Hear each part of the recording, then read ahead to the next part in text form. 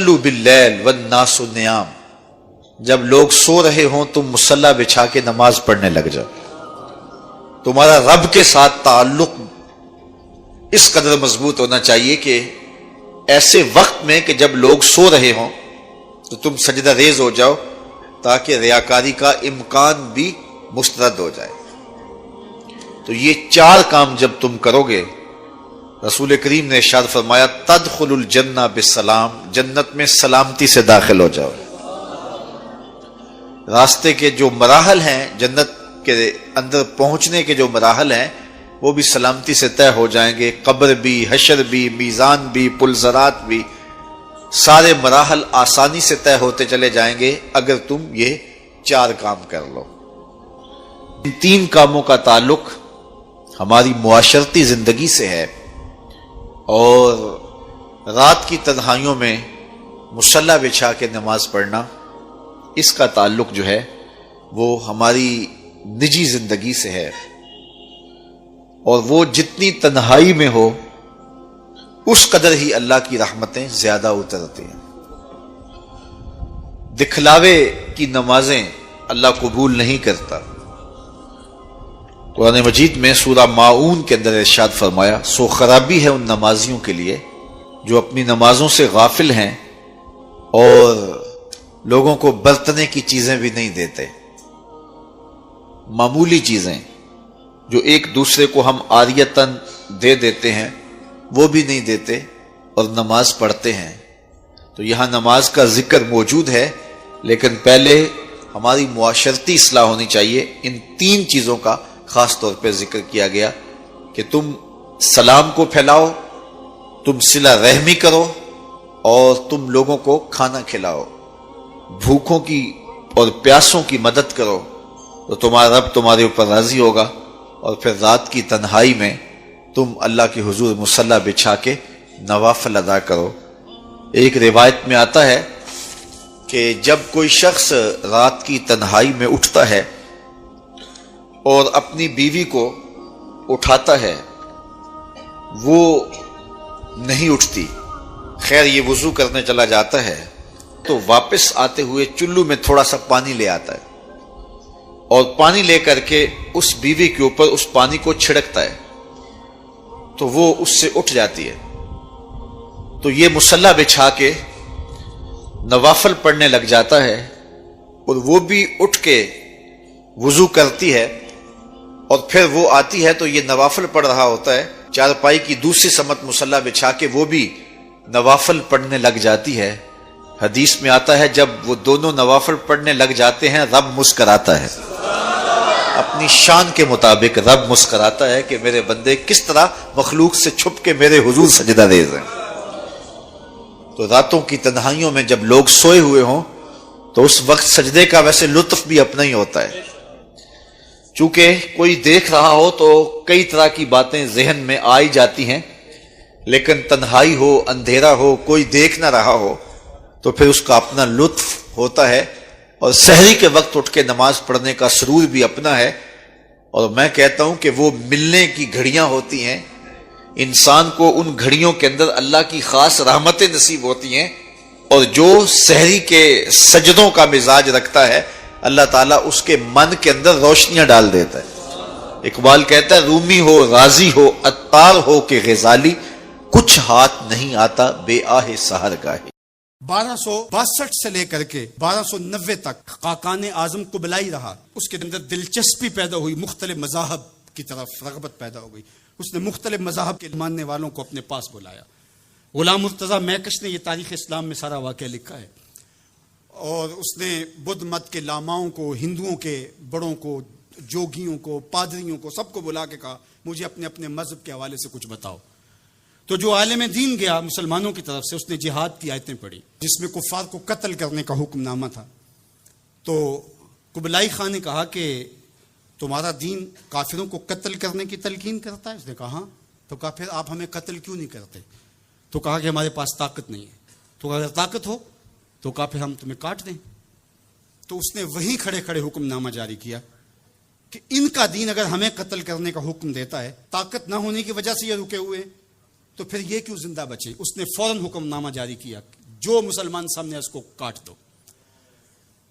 مسلمان گاجر مولی کی طرح کٹنے لگے. یہ کلمہ حق کہہ کے آیا تھا وہاں. اس دور کے صوفی بزرگ اور عالم شیخ جلال الدین علیہ رحمہ پتہ چلا کہ یہ ایک عالم کی لغزش سے سب کچھ ہوا ہے.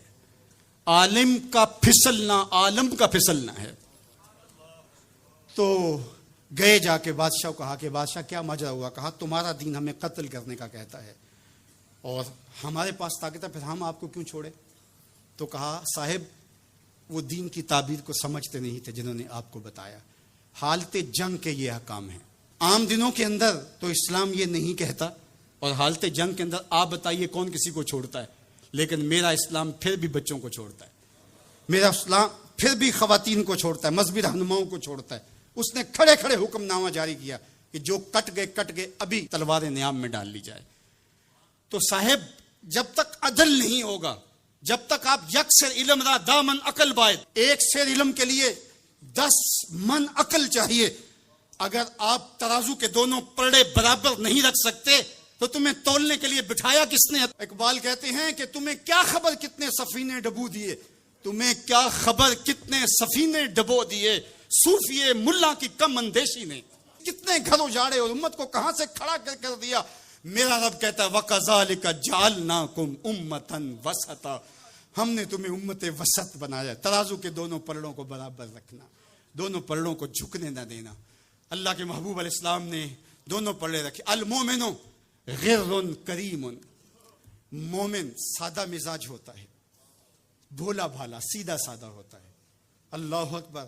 اب مومن کا سیدھا سادہ ہونا یہ کہیں ایسا ہی نہ ہو کہ لوگ اس کو دعوے لگاتے رہیں. کہا فطرتاً تو ایسا ہی ہوتا ہے، اس کی طبع ہے کہ وہ اعتبار کر لیتا ہے. لیکن دوسرے مقام پہ کہا بیلنس بھی کر لو. میرے حضور نے ارشاد فرمایا لا یلدغ المؤمن من جوہر واحد مرتين، مومن ایک ہی بل سے 2 مرتبہ ڈنگ نہیں کھاتا. اگرچہ وہ چالاک نہیں ہے لیکن زیرک ضرور ہے، اگرچہ وہ مکار نہیں ہے لیکن بصیرت کا نور اللہ نے اس کے سینے میں رکھا ہے. کہا اس کی فراست قلبی سے ڈرو، وہ اللہ کے دیے ہوئے نور سے دیکھتا ہے. عقیدوں کے اندر جب غلوف پیدا ہوتا ہے تو اغیار کی سازشوں کا ہم نادیدہ اور دیدہ طور پہ شکار ہو جاتے ہیں. اقبال نے کہا تھا کہ تو کہ نشناسی خفی راز جلی ہوشیار باش، اے گرفتار ابو بکر و علی ہوشیار باش. کہا تو نہیں جانتا کہ تیرے ساتھ کیا کھیل کھیلا جا رہا ہے. ابو بکر اور علی کو آپس میں مقابل کھڑا کرنے والے ہوشیار ہو جا. یہ غیار کی سازش ہے. یہ دونوں کرنیں سینہ محمد عربی کی ہیں. ابو بکر بھی حضور کے ہیں، علی بھی حضور کے ہیں، عثمان بھی حضور کے ہیں، اصحاب بھی رسول کے ہیں، اہل بیت بھی حضور کے ہیں. ہم ان کی چوکھٹ کے فقیر بھی ہیں اور ان کے در کے بھی غلام ہیں. ہمیں تو ان کی وساطت سے دین ملا ہے. ہم ایک کا نام لے کر کے دوسرے کی نفی نہیں کر سکتے. سیدنا علی المرتضیٰ فرماتے حضور نے میرے بارے فرمایا یہلک فی رجلان محب مفرط و مبغض. علی تیرے معاملے میں آ کے 2 لوگ برباد ہوں گے. تیرا معاملہ حضرت عیسیٰ والا معاملہ ہے. ایک نے حضرت عیسیٰ سے بغض رکھا اور ان کی ماں پہ تہمت لگا دی، اور ایک نے حضرت عیسیٰ سے اتنی محبت کی انہیں ابن اللہ کہہ دیا. دونوں گمراہ ہو گئے. فرمایا تیرا معاملہ بھی حضرت عیسیٰ کا ہے. ایک محبت کر کے برباد ہوگا، ایک بغض رکھ کے برباد ہوگا. ایسا نہ ہو کہ تمہیں غارے سور کی بلندیوں پر اپنے کندھوں پہ حضور کو اٹھا کے لے جانے والا صدیق بھی دکھائی نہ دے، اور تمہیں جو ہے وہ دشمن کے آگے سینہ تان کے کھڑے ہونے والا فاروق بھی دکھائی نہ دے.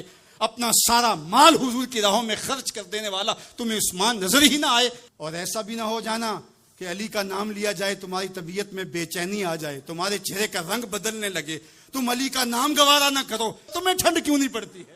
تمہیں تسکین کیوں نہیں ہوتی ہے؟ اور میں آپ کو امت وسط کے حوالے سے ایک ضروری بات وہ بھی بتانا چاہتا ہوں، وہ یہ کہ میرا اسلام، میرا دین امن کا دین ہے.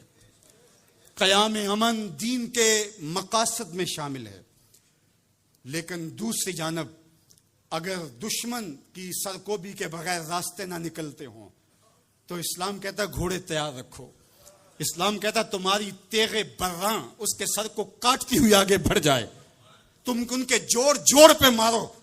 تمہیں جہاد کا حکم دیا گیا تو ان دونوں پلڑوں کو برابر رکھنا پڑے گا. کہیں ایسا نہ ہو کہ تم امن کی بات کرتے کرتے جہاد کو ہی بھول جاؤ، اور ایسا بھی نہ ہو کہ تم جہاد کی بات کرتے ہوئے امن کا مذاق اڑانے لگو جو کہ دین کے مقاصد سے ہے، جبکہ جہاد بھی امن کے قیام کے لیے کیا جاتا ہے۔ آپ فقہا سے پوچھیں، فی نفس ہی قتال قبا ہے، حسن نہیں ہے، فی نفس ہی، لیکن یہ حسن کیسے ہوا؟ لغیر ہی ہوا، یعنی چونکہ قتال سے پھر پائیدار امن آئے گا، لہٰذا یہ مجبوری قبول کر لی گئی۔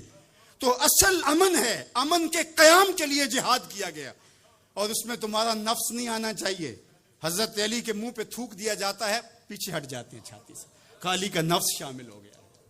یہ ہمارا دین ہے، شہادت ہے مطلوب و مقصود مومن، نہ مال غنیمت نہ کشور کشائی۔ تو ہمیں جہاد کے لیے بھی شرائط دی گئی، لیکن اس کا مقصد امن کا قیام ہے۔ تو بعض اوقات ہم یہاں توازن برقرار نہیں رکھ پاتے، اور توازن کا برقرار نہ رکھنا بہت سخت نقصان کا سبب بن جاتا ہے۔ ہم سے غلطی ہوئی کہ ہم ٹکڑوں میں بٹ گئے، ہم گروہوں میں بٹ گئے، اور اس کا نتیجہ کیا ہے؟ آج پوری امت زخم زخم ہے، پوری امت لہو لہو ہے۔ کہا تمہاری ہوا اکھڑ جائے گی اگر تم نے اللہ کی رسی کو چھوڑ دیا، تم نے رسول کے دامن کو ترک کر دیا، تم گروہی تقسیمات پہ یقین رکھنے لگے، تم نے 1.5 اینٹ کی مسجد کھڑی کر لی، تم تقسیم در تقسیم کے عمل سے گزرتے رہے، تم امت سے فرقوں سے جماعتیں، جماعتوں سے لابیاں، اور لڑکتے لڑکتے تم ٹکڑے ٹکڑے ہو گئے، تم کرچی کرچی ہو گئے۔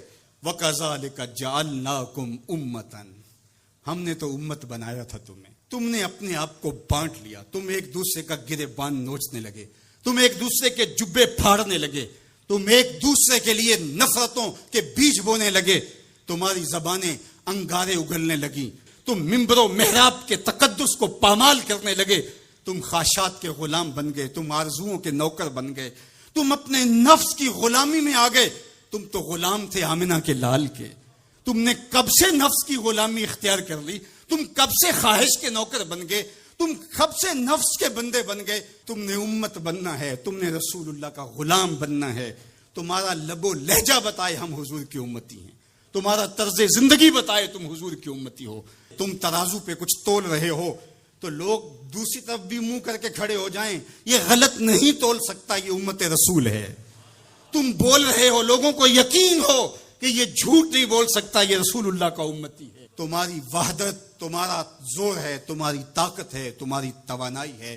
تو فرمایا وَكَذَلِكَ جَعَلْنَاكُمْ أُمَّةً، ہم نے تو امت بنایا تھا تمہیں۔ آج حضور کے قلب اطہر پہ کیا گزرتی ہوگی جب شام کی بچیوں کے منہ پہ تماچے مارے جاتے ہیں، جب بغداد میں حضور کی امت خانمہ برباد نظر آتی ہے، جب برما میں آری لے کر کے اعضاء کاٹ دیے جاتے ہیں، دشت لیلہ سے لے کے کندھار تک، غزہ سے لے کے کشمیر تک لاشیں ہی لاشیں بکھری ہوئی نظر آتی ہیں، بستی بستی کریا کریا، صحرا صحرا خون، امت والے امت کا ہے کتنا سستا خون۔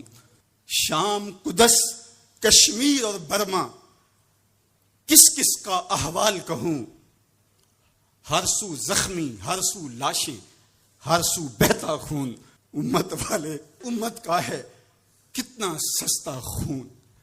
آج امت لہو لہو ہے، اس پوری کائنات میں 1 انچ بھی جگہ ایسی نہیں ہے جہاں آتش و آہن برستا ہو اور وہ کفار کی سرزمی ہو۔ جہاں بھی خون بہتا ہے وہ بستی مسلمانوں کی ہے، جہاں لاشیں گرتے ہیں وہ گھر مسلمانوں کا ہے، جہاں عصمتیں لٹتی ہیں وہ خطہ مسلمانوں کا ہے۔ یہ ہمارے گناہوں کی سزا ہے جو ہم کاٹنے پہ مجبور ہیں، اور جب تک ہم امت نہیں بنتے تب تک رسوائیاں ہمارا مقدر ہوں گی۔ قوت عشق سے جب دہر میں اجالا نہیں ہوتا تو پستیوں کو بلندیوں سے بدلنے کا کرینہ آپ نہیں سیکھ سکتے۔ نام محمد کو تھام کر کے، امت کی وحدت کے تصور کو اجاگر کر کے، حضور کا پاکیزہ وجود جو امت کی وحدت کا ضامن ہے، اس سے بے لوث محبت کا رشتہ اور الفت کا ربط جب تک مضبوط نہیں ہوتا تب تک ہم ان مشکلات سے کبھی بھی نہیں نکل سکتے. 1000 فلسفے تراش لیں, 1000 منطقیں بگھار لیں, لیکن کوئی نتیجہ نہیں ہوگا. تمہیں نتیجہ تب ہی ملے گا جب حضور کے قلب اطہر کو آرام پہنچاؤ گے, جب امت بن جاؤ گے, جب حضور علیہ السلام سے وابستگی اپنا شعار زندگی بنا لو گے, تو پھر دہر میں اجالا اور روشنی حضور علیہ السلام کے نام کے صدقے سے نصیب ہوگی, اور تقدیر کا قاضی تمہاری سزائیں معاف کر دے گا, اور پھر نتیجہ تمہارے سامنے اس صورت میں نمودار ہوگا کہ تم بحر و بر کے مالک ٹھہرو گے, اور کائنات کے اندر حضور کے ساتھ وفا کے رشتے کے نتیجے کے اندر لوح بھی تمہارے ہاتھ میں ہوگا, قلم بھی تمہارا ہی مقدر ہوگا. لیکن شرط یہ ہے کہ تم صحیح معنی کے اندر امت بن جاؤ. وَأَنْتُمُ الْأَعْلَوْنَ إِن كُنتُم مُؤْمِنِينَ. یہ میرے رب کا وعدہ ہے, اور میرے رب کے وعدے سچے ہوتے ہیں. کہا تم ان کے بن کے تو دیکھو, عزت کا تاج میں تمہارے سر پہ رکھوں گا. میں آپ سے پوچھتا ہوں, اس دنیا پر, اس عالم رنگ و بو میں, اس مادی کائنات میں سب سے زیادہ آپ کے کندھوں پر کس کے حق ہیں؟ تو آپ سب کہیں گے ماں کے حق. والد اولاد کی تربیت کرنے کے لیے مشقت سہتا ہے, کمائی کرتا ہے, یہ ایک مرحلہ ہے اس کا. ماں 9 ماہ تک اس کو اپنے پیٹ میں رکھتی ہے, ایک مرحلہ یہ. پھر ولادت کا دوسرا مرحلہ, زچہ بچہ دونوں کے لیے موت و حیات کی کشمکش ہے. اور تیسرا مرحلہ اس کی تربیت کا, جس کا باپ شامل ہوتا ہے. تو ماں کے 3 حق بیان کیے اور باپ کا 1 حق بیان کیا. مجھے بتاؤ, وہ ماں اور وہ باپ جو اولاد کو اپنی آنکھوں کا تارا اور نور نظر کہتی ہے, کیا اس کے حق ساری زندگی بھی کوئی لگا رہے تو ادا کر سکتا ہے؟ کسی نے کہا کہ میں نے ماں کو اپنے کندھوں پہ اٹھا کے حج کروایا, اور موسم میں حدت اور گرمی اتنی تھی کہ اگر گوشت کا ٹکڑا زمین پہ پتھر پہ ڈال دیا جاتا تو وہ بھن کے کباب بن جاتا. کیا میں نے اپنی ماں کا حق ادا کر دیا؟ کہا تیری ولادت کے وقت جو اس نے تکلیف سہی, اس تکلیف کے ایک جھٹکے کا حق بھی ادا نہیں ہوا. یہ تیری ماں ہے. کیا تو اتنی بے وفا ہو گئی ہے کہ اس ماں کی مرضی اب تیری مرضی نہیں رہی؟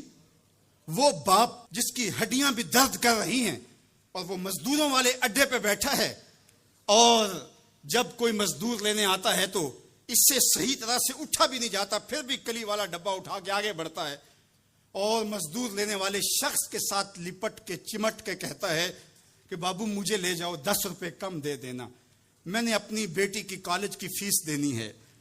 وہ باپ جس کی ہڈیاں دکھ رہی ہیں اور جا کے دیوار پر کلی کر رہا ہے, اس کی کمائی سے کالج میں پڑھنے والی بیٹی کو ایک خاتون ایک سجے ہوئے دفتر میں بٹھاتی ہے اور کہتے تو پدر شاہی نظام کے خلاف بغاوت کر, تیرا جسم تو تیری مرضی ہونی چاہیے, باپ ہوتا کون ہے؟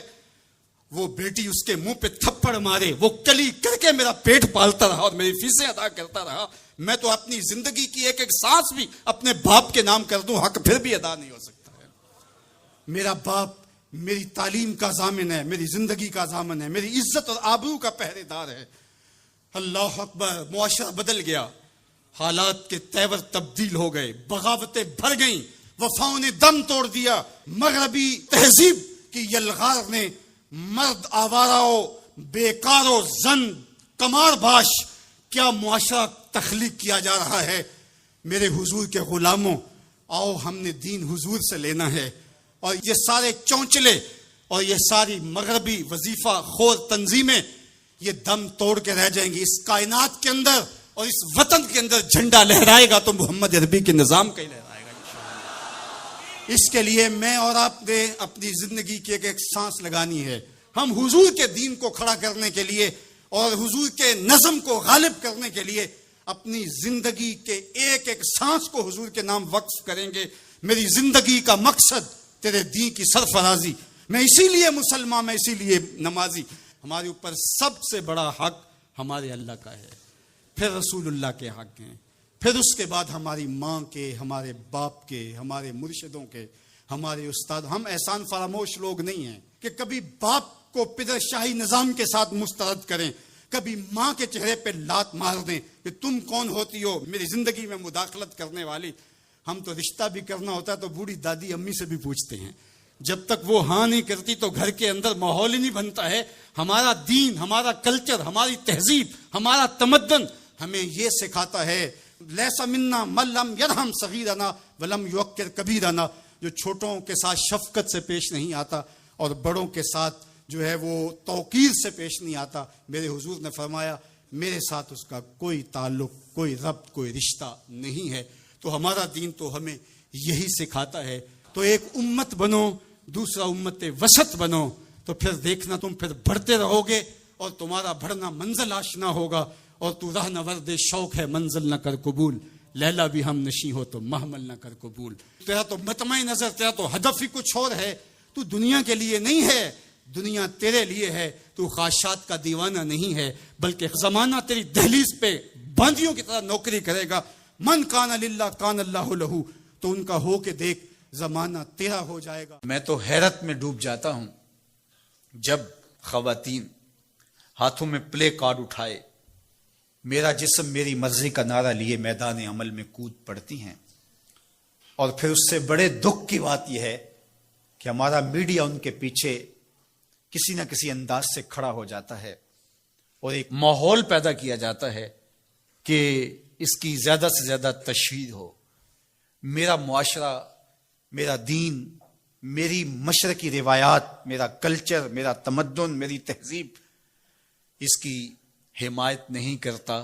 میرا دین تو مجھے اس بات کا سبق دیتا ہے, میری بہن کو, میری بیٹی کو, میری ماں کو, میری بیوی کو میرا دین یہ سبق دیتا ہے کہ وَلَا تَضْرِبْنَ بِأَرْجُلِهِنَّ لِيُعْلَمَ مَا يُخْفِينَ مِنْ زِينَتِهِنَّ, کہ وہ اتنے زور سے قدم بھی نہ رکھیں کہ ان کے پاؤں میں پڑے ہوئے پازیب کی چھنکار غیر مرد کے کانوں تک پہنچے. جو اسلام اپنی شہزادیوں کے پاؤں میں پڑے ہوئے پازیب کی جھنکار بھی غیر مرد تک جانے سے روکتا ہے, تو کیسے گوارا کیا جا سکے کہ ٹھمکے لگا کے عورتیں ہاتھوں میں پلے کارڈ اٹھائے بلند آواز سے نعرے لگا رہی ہوں اور جو ہے وہ دھمک دھمک کر کے جو ہے وہ اپنے حقوق مانگ رہی ہو. تم حقوق کس سے مانگتے ہو؟ محمد عربی نے تمہیں 14 صدیاں قبل حقوق دیے. اور اگر تم اسلام کو نہیں مانتی اور اسلام کے ضابطوں سے انحراف کرتی ہو تو تمہیں میں ایک نقشہ ماضی کا دکھانا چاہتا ہوں کہ تمہارے وجود کو بھی گوارا نہیں کیا جاتا تھا. اٹھا کر کے سسکتی بچی کو زندہ درگور کر دیا جاتا تھا. بھائی اس لیے کاٹ دیتا تھا کہ کل کوئی میرا بہنوئی نہ کہلائے. عکاس کے میلے میں بیٹوں کے ہاتھوں مائیں فروخت نہیں ہوئی. تذلیل کا اور کیا روپ تھا جو عورت نے نہیں دیکھا تھا. یہ تو اسلام کا فیض ہے کہ اسلام نے ماں کا روپ دیا, اسلام نے عورت کو بہن کا روپ دیا, عزتوں کی مسند پہ بٹھایا. بیٹیاں زندہ درگور ہو رہی تھی, میرے حضور نے کہا میری فاطمہ میرے جگر کا ٹکڑا ہے. اس کو بتایا کہ تو تکریم کی جگہ پہ ہے, تو عزت کے مقام پہ ہے. اور حضور علیہ السلام سے سیدہ ملنے آتی, حضور اٹھ کے استقبال کرتے. عورت کہتی ہے مجھے حق نہیں دیا گیا جتنے حق تجھے دیے گئے. مرد کو وراثت میں ایک حق دیا گیا, عورت کو 2 حق دیے گئے. وہ باپ کی وراثت میں بھی حق لیتی ہے, شوہر کی وراثت میں بھی حق لیتی ہے, اس کو 2 حق دیے گئے. تو یہ تو عزت اسلام کی دی ہوئی ہے, یہ تو وقار اسلام کا دیا ہوا ہے. اسلام نے تمہیں تکریم کی مسند پہ بٹھایا ہے, اسلام تمہیں عزت کے مقام پہ بٹھایا ہے. تو آوارہ ہو گئی, تو ہاتھ میں پلے کارڈ اٹھائے بازاروں میں گھومنے لگی, آوارگی کو اپنا حق سمجھنے لگی. یہ تو نقص تھا, یہ تو جاہلیت کے زمانے کی عورتوں کا مزاج تھا. تجھے تو یہ کہا گیا فلا تخضعن بالقول فیطمع الذی فی قلبہ مرض, کہا کہ جب دروازے پہ دستک ہو یا تو فون اٹھا لے, مجبوری ہو کسی غیر مرد سے تجھے بات کرنا, تو تجھے میرا دین کہتا ہے اپنی آواز میں لوچ نہ پیدا ہونے دینا, آواز کو تھوڑا سا کرخت کر دینا. دل کا کوئی روگی تیری آواز کی نرمی سے کوئی اور معنی نہ نکال لے. تو اتنی پاک اور پردے دار ہے کہ تیرے بارے میں خیال بھی پاک رہنے چاہیے. تجھے دیکھ کے مرد کو ادب سے نظریں جھکانے کا حکم دیا گیا ہے. نگاہیں نیچی کر لو, محمد کی شہزادی آ رہی ہے. نگاہیں نیچی کر لو, فاطمہ کی بیٹی آ رہی ہے. نگاہیں نیچی کر لو, عائشہ کی بیٹی آ رہی ہے. تو عزت کے مقام پہ بٹھائی گئی، تو کس نے تجھے آوارہ کر دیا؟ کس نے تجھے بد چلن کر دیا؟ چند ٹگوں پہ، چند ملکوں کے سرمائے پہ، اور چند آوارہ عورتوں کے کہنے پہ، جو مغرب کی وظیفہ خور ہیں اور جو نہ نظریہ پاکستان کو مانتی ہیں اور نہ ہی نظریہ اسلام کو مانتی ہیں، ان کے کہنے پہ تو ان کے ساتھ جا کے کھڑی ہو گئی۔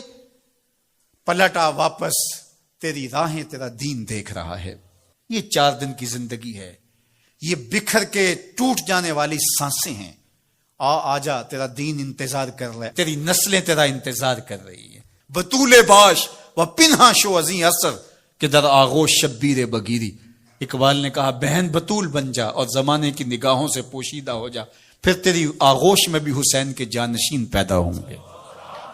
تو مغرب کی ٹینوں نہیں ہے، تو محمد کی بیٹی ہے، اور تیرا پردہ تیرے لیے بوجھ نہیں ہے، تیرے پردے کی ایک ایک سلوٹ تیری آبرو کا پیرا ہے۔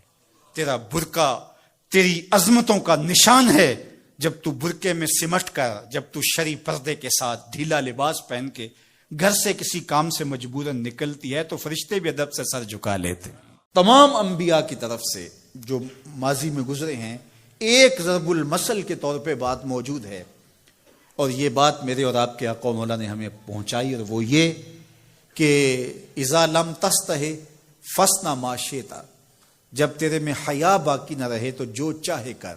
چونکہ حیا مانے ہوگا نا یہ بڑا ہے، حیا مانے ہوگا کہ یہ ماں ہے اور یہ بات میں نے نہیں کہنی، حیا روکے گا کہ یہ باپ ہے، اس کے سامنے یہ کام نہیں کرنا، حیا روکے گا کہ یہ میرے رسول صلی اللہ علیہ وسلم کی طرف سے ممانعت ہے اور میں حضور علیہ السلام کا سامنا کل قیامت کے دن کرنا ہے، حیا روکے گا کہ یہ میرے رب کا فرمان ہے اور کیا میرا اللہ مجھے دیکھ نہیں رہا۔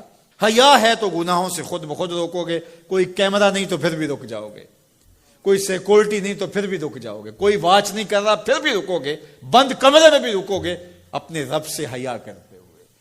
لیکن اگر رب سے حیا نہیں ہوگا، اس کے رسول سے حیا نہیں ہوگا، تو پھر جو مرضی کرو، پھر تمہیں نہ کوئی کیمرہ روک سکتا ہے، نہ باپ روک سکتا ہے، نہ ماں روک سکتی ہے، نہ بڑا بھائی روک سکتا ہے، کوئی نہیں روک سکتا تمہیں جب تمہارے اندر حیا نہیں ہے۔ حیا ہوگا تو پھر گناہوں سے خود بخود بچتے چلے جاؤ گے، برے اعمال سے بچتے چلے جاؤ گے، بد اخلاقی سے بچو گے، زبان سے جملہ نکالنے سے قبل سوچو گے کہ یہ جملہ مناسب نہیں ہے تو میں اس کو کبھی بھی نہیں بول سکتا، اس لیے کہ حیا مانے ہو جائے گا اور طبیعتوں کے اندر ایک نور پیدا ہوتا چلا جائے گا۔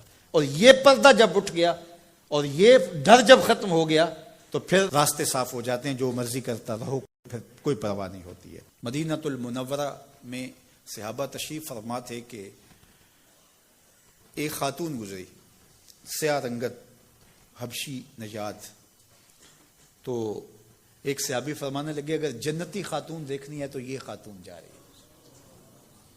تو پوچھا کہ یہ کیسے؟ کہا ایک دن یہ خاتون حضور کے پاس آئی اور اس نے کہا حضور مجھے مرگی کے دورے پڑتے ہیں تو میرے لیے دعا کر دیجئے کہ اس مرض سے مجھے نجات ملے۔ تو آقا کریم علیہ السلام نے فرمایا اگر تم کہو تو میں دعا کر دیتا ہوں اور یہ دورے تمہیں نہیں پڑیں گے، اور اگر تم ان پہ صبر کر لو تو میں تمہیں جنت کا وعدہ دیتا ہوں۔ اب تمہارے ہاتھ میں ہے، جو چاہو کر لو۔ اس خاتون نے بغیر تأمل کے کہا مجھے جنت والا وعدہ قبول ہے، دورے پڑتے رہے کوئی بات نہیں، مجھے جنت والا وعدہ قبول ہے، لیکن حضور ایک کرم میرے پہ فرمائیے، وہ یہ کہ جب مجھے دورہ پڑتا ہے تو میں گر پڑتی ہوں، تو گر جانے کی وجہ سے سطر کا خیال نہیں رہتا، ظاہر ہے بے ہوشی ہو جاتی ہے، تو میرے پہ یہ کرم فرمائیے، دعا کیجئے جب میں گروں تو اللہ میرے سطر کی حفاظت کرے۔ تو حضور نے یہ دعا کر دی۔ اب وہ گرتی تھی لیکن اس کا سطر نہیں کھلتا تھا، اللہ اکبر۔ تو اس کو کتنا خیال تھا اپنے پردے کا، کتنا خیال تھا اپنے سطر کا۔ یہ جمال ہے عورت کا، عورت مستور ہے، عورت کو عورت کہا جاتا ہے، مستور سطر سے ہے، یہ پردے کی چیز ہے۔ اور اللہ جل شانہ نے اوڑھنیاں اوڑھ کر کے رکھنے کی خواتین کو تلقین کی۔ آج جدید مفکرین تو عورت کے ساتھ مصافحہ کے راستے بھی نکال رہے ہیں۔ وہ کسی نے کہا تھا یہ عورت کی آزادی نہیں ہے، یہ عورت تک پہنچنے کے لیے مرد آزادی چاہتے ہیں۔ عورت سمجھتی ہے مجھے آزادی مل رہی ہے، یہ تجھے آزادی نہیں دی جا رہی، یہ تیری آبرو کو، تیری عزت کو، تیری ناموس کو تار تار کرنے کے لیے یہ مرد آزادی چاہ رہا ہے، یہ آوارہ لوگ آزادی چاہ رہے ہیں۔ تجھے کھلونا بنانا چاہتے ہیں، تو کھلونا نہیں ہے، تیرا پردہ تیری ناموس کا محافظ کمایا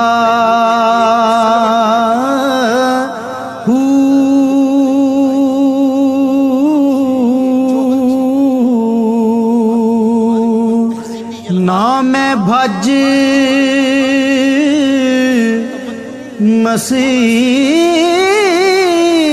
مسیتی وڑیا نا تسبا کہ جو کوئی لے کے آئے اور اسی کے پیچھے چل پڑے۔ کیا ہمیں نہیں پتا کہ ہم کون ہیں؟ ہماری بھی کوئی بنیاد ہے، ہماری کوئی ساکھ ہے، ہمارے ابا و اجداد ہیں، ہمارے اوپر کتاب اتری ہے، ہمارے آقا نبیوں کے امام ہیں، ہمیں پورا کامل اکمل دین دیا گیا ہے۔ کیا ہم وسیع و ظرفی کے نام سے، روشن خیالی کے نام سے سب کچھ اختیار کر لیں گے؟ یا ہمیں سوچنا پڑے گا کہ ہمارے دین کی شناخت کیا ہے؟ تو میرے حضور نے فرمایا ہر دین کی ایک الگ شناخت، الگ پہچان اور نمایاں نشان اور علامت ہوتی ہے۔ اسلام کی وہ نمایاں علامت حیا ہے۔ اگر حیا ہے تو دین ہے، اگر حیا نہیں ہے تو دین نہیں ہے۔ تو اللہ ہمیں حیا کے نور سے مالا مال کرے، ہماری نسل نو کی بالخصوص حفاظت کرے، ہماری بیٹیوں، بہنوں اور مستورات اسلام بناتے دین کی اللہ خاص طور پہ حفاظت فرمائے، آنکھوں میں شرم اور حیا کے نور کو پیدا کرے، اور ہمارے باطن بھی حیا کے نور سے مالا مال ہوں۔ رانا تھوڑا دے گیوں سانو اتے پا گیوں وچ فکراں